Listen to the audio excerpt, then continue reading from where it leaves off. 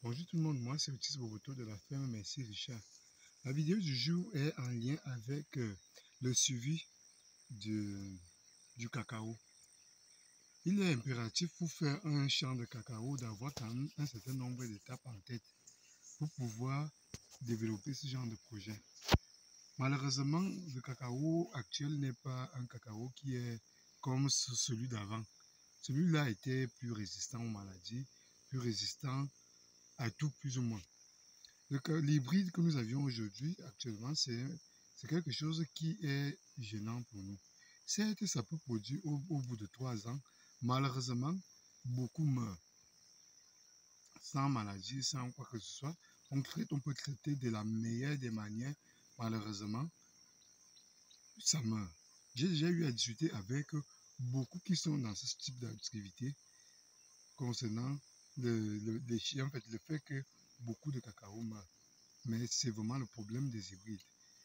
Maintenant, j'ai choisi de reprendre surtout l'ancien cacao, qui était plus résistant, qui est celui-là qui pouvait rester au-delà même de 40 ans. Alors qu'avec l'hybride là, c'est que ça commence à produire peut-être au bout de 3 ans, mais l'année qui suit, ça meurt. On sème peut-être 100 sur 100, en 3 ans, en 4 ans même, on a déjà peut-être perdu 10% de ces 100. Et c'est vraiment un problème pour les gens qui ont ce type de projet. C'est la raison pour laquelle il est impératif toujours d'avoir une pépinière. Nous avions déjà cultivé un grand espace ici. On est déjà au-delà même de 30 hectares, comme je l'ai toujours dit dans les vidéos.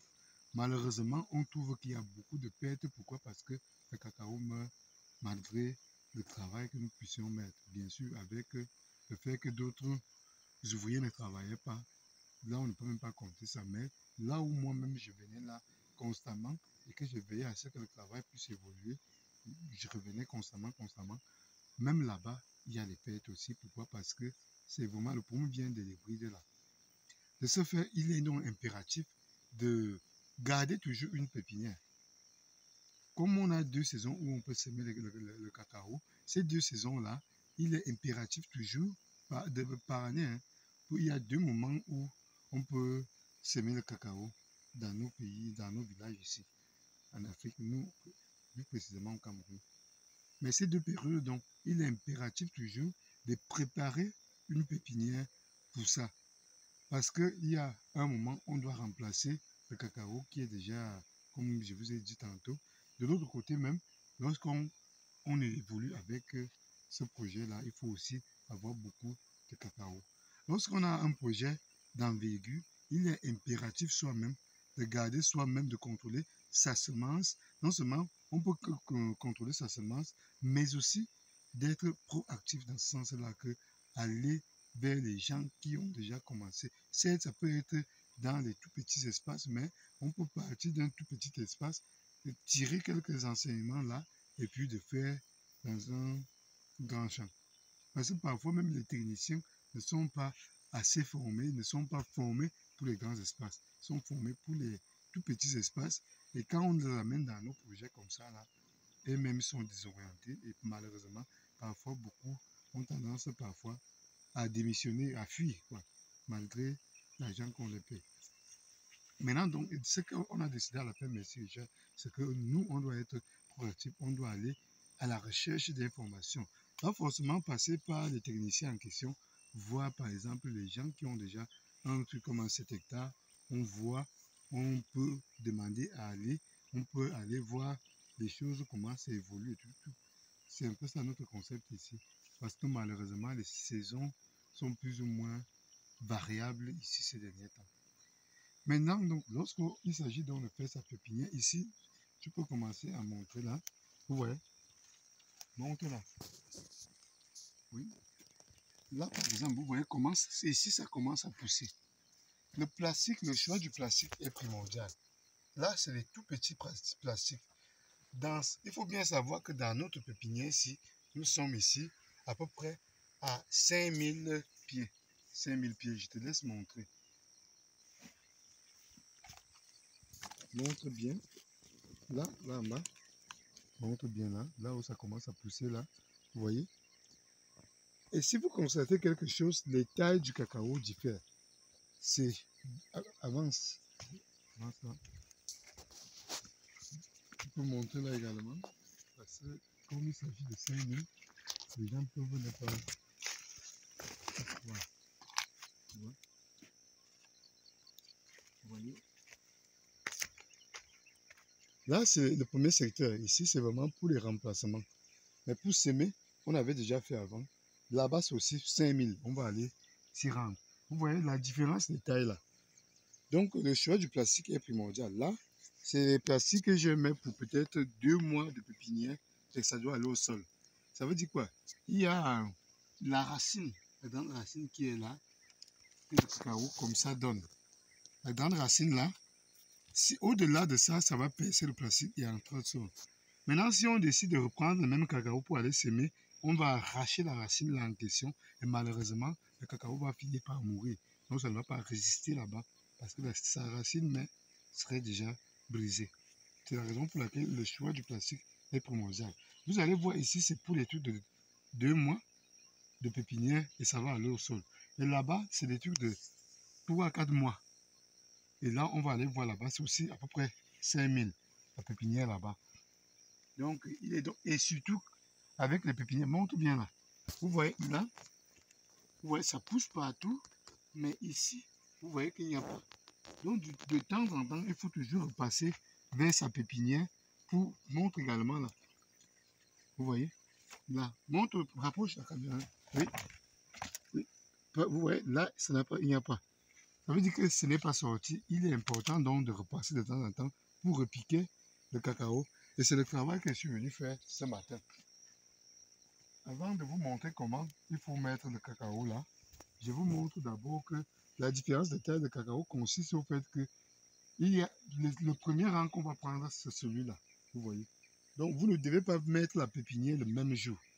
Il faut mettre étape par étape, varier les jours de manière à ce que vous ayez aussi le choix pour pouvoir s'aimer. Parce que si vous laissez que vous allez mettre ça le même jour, ça va poser problème parce que vous n'allez pas s'aimer ça le même jour. Et si ça reste trop longtemps, la racine mère là va aller au niveau du sol. Quand vous allez retirer le plastique, ça va se briser et vous n'aurez pas le cacao là parce que ça ne va pas se développer, ça va mourir. C'est pour ça qu'il faut varier également les jours que vous allez mettre le cacao vous faites le cacao dans le plastique. Vous faites peut-être cette semaine, vous mettez, l'autre semaine, vous mettez, l'autre semaine, jusqu'à ce que vous atteignez le nombre que vous voulez. C'est un peu ça. Comme ça, ça va vous permettre que vous n'ayez pas de perte lorsque vous irez piquer. Maintenant, donc, comment ça se passe donc? Voilà. Viens avec moi.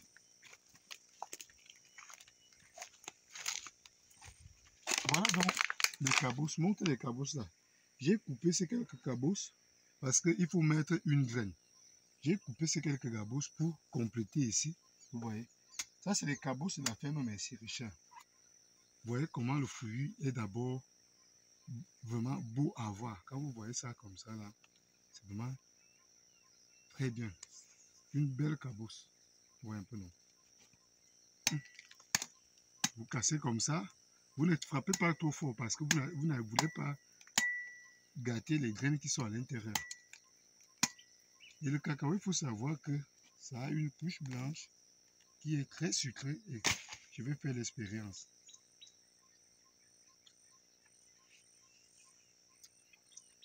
C'est vraiment très joli. C'est sûr que c'est surtout le cacao de la ferme Merci Richard qui est aussi bon. Maintenant donc, on ne pique pas toutes les graines. Il est impératif d'enlever d'abord les graines du début. Ça donne le cacao mâle. Le cacao mâle ne produit pas. Ça, on va jeter. Vous voyez. On va aussi prendre les graines de l'autre côté. C'est toujours le cacao mâle. On va les jeter parce que ça ne produit pas. Et maintenant, on va aller passer au piquetage. On va faire là-bas. Viens avec moi.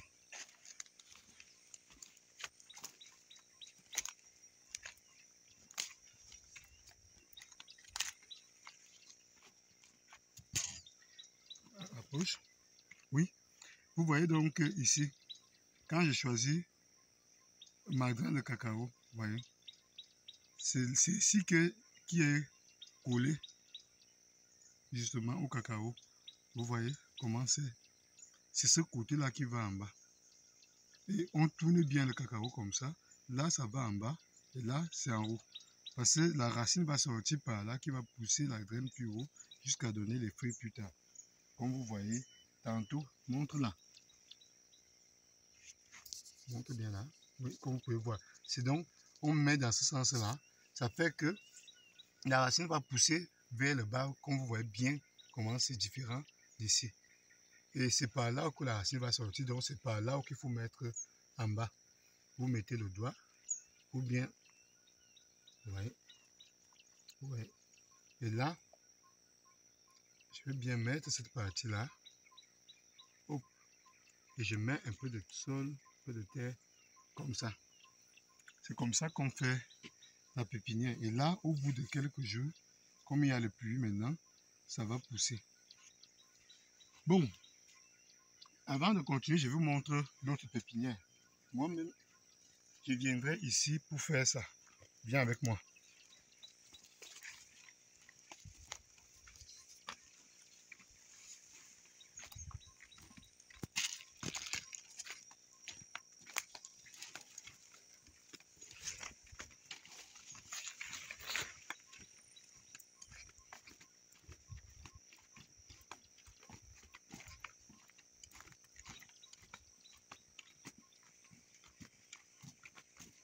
Ici, c'est l'autre pépinière.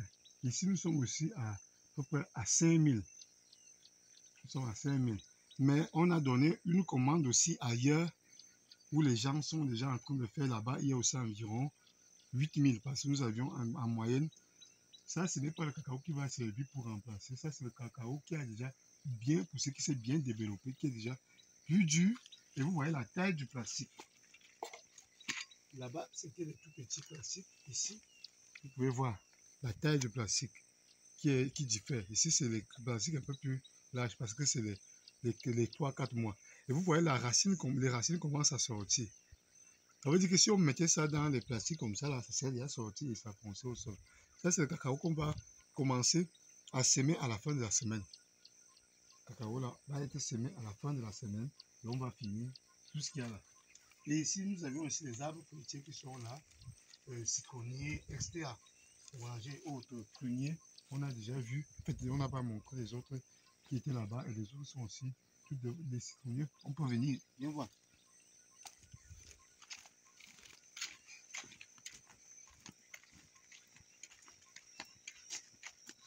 Donc là-bas, là, ce sont les citronniers. Et là-bas au bout, ce sont aussi les citronniers.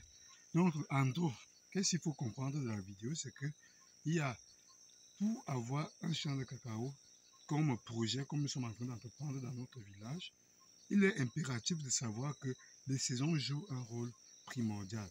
Ces saisons-là, en jouant ce rôle, qu'est-ce qui se passe? Il faut respecter les étapes qu'il faut justement faire. Ces étapes déjà déterminées par les saisons, mais aussi l'organisation est vraiment importante. Parce que lorsqu'on s'organise bien, on peut faire qu'à chaque moment qu'il faut mettre le cacao, il y ait toujours des remplacements qu'on aurait fait notre pépinière en coupant les capousses de notre champ pour pouvoir avoir ça.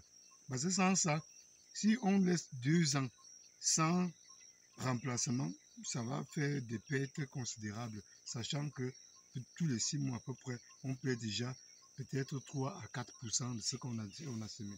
Vous voyez bien que dans 5 ans, ça va être autre chose. Même si vous avez 100 hectares, si vous perdez peut-être 4% tous les 6 mois par année, ça fait combien déjà? Ça fait entre 8 et 10% à peu près par année. Maintenant, si vous faites 5 ans, vous allez avoir quoi comme résultat? Un résultat vraiment qui ne sera pas tolérable pour un projet comme celui-ci. Maintenant donc, lorsque vous avez déjà fait ça, il faut savoir que lorsqu'on fait la pépinière qui est la base, la semence c'est la base. Parce que on peut même avoir un terrain qui ne donne pas bien, mais si on a une bonne semence, ça peut toujours donner quelque chose. Donc, au lieu de... Il y a des gens qui se précipitent pour aller chercher des gens pour faire les études de terrain. C'est bien beau de faire tout cela, mais lorsqu'on a une mauvaise semence, malgré ces études de terrain, ça ne va rien donner. La semence est vraiment plus importante que cette étude-là. Il faut d'abord avoir la bonne semence. La bonne semence, c'est celle que soi-même, en fait, on choisit soi-même. Lorsqu'on choisit une bonne semence soi-même, ça permet justement d'avoir un résultat qui est en nombre. Donc, c'est un peu ça. Les étapes, donc, lorsque nous avions donc déjà la bonne semence, il faut aussi savoir, il faut connaître ses objectifs. Est-ce que l'objectif de ça, c'est de s'aimer ça dans 2 mois ou c'est de s'aimer ça dans 5 mois? Là, le choix du plastique est primordial.